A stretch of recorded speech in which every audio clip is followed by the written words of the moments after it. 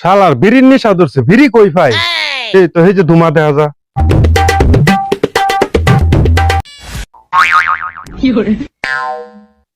কালা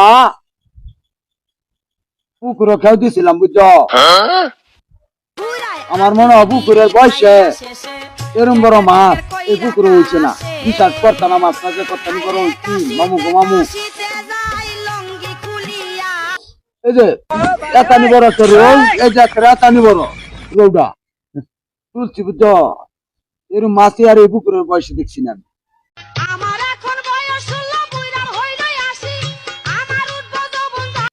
ওহো নয়ন তো বিড়ি দিবার মনে নাই আমার। বিড়ি তো টেরা আছে মামুর যে বলা কথা।